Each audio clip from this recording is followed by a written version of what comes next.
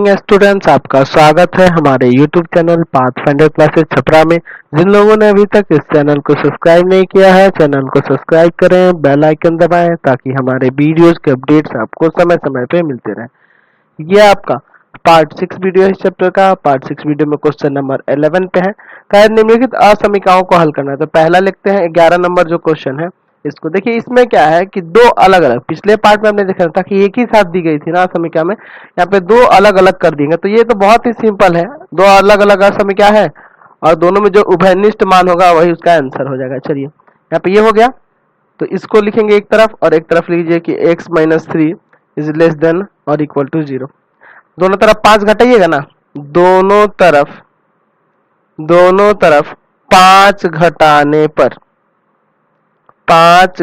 पर तो 2x + 5 - 5 is less than और इक्वल टू 0 - 5। ये कट गया, 2x इज लेस देन और इक्वल टू -5।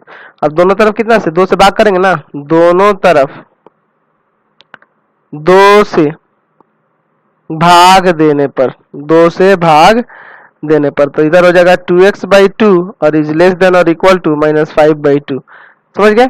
यहाँ 2 से 2 काट दीजिए, यानी कि x जो होगा लेस देन और इक्वल टू होगा -5/2 के। अब यहाँ से सॉल्व करते हैं तो 3 जोड़ना होगा ना, दोनों तरफ 3 जोड़ने पर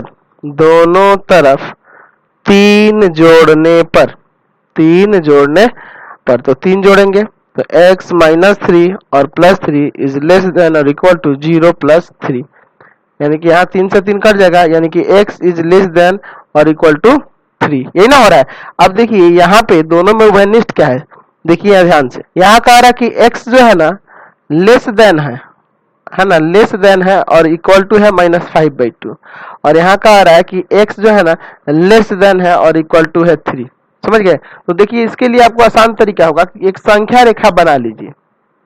ठीक है, यहाँ से समझना आपको बहुत आसान रहेगा, ताकि आपको हल समुच्चय निकालने में दिक्कत ना हो। उसके लिए आप संख्या रेखा बना लेंगे और यहाँ से समझेंगे। इधर लिख लेंगे -∞ और इधर लिख लेंगे +∞। देखिए कह रहा है कि x इज लेस देन -5/2, तो -5/2 यहाँ होगा।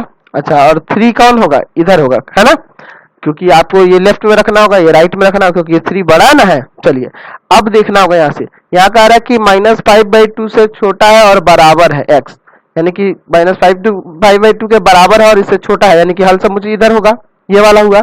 अच्छा, इसके अनुसार क्या होगा? 3 से छोटा और 3 के बराबर, यानी कि ये और इसके इधर, तो इसके इधर पूरा, यानी दोनों में उभयनिष्ठ मान आपको यही ना दिख रहा है, यानी कि यहाँ से आपका, इसलिए आप इसको ऐसे लिख सकते हैं कि -∞ से -5/2 और -5/2 के बराबर होगा x। यही ना होगा, दोनों में उभयनिष्ठ मान यही ना दिख रहा है।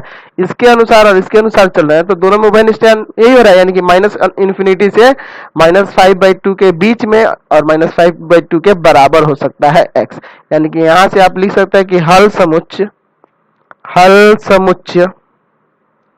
समुच्चय जो होगा वह क्या होगा? -∞ से -5/2 के बीच और -5/2 के बराबर, इसलिए यहाँ बड़ा ब्रैकेट रह जाएगा, यानी कि बंद अंतराल हो गया। तो यही इसका आंसर हो जाएगा। फिर अगला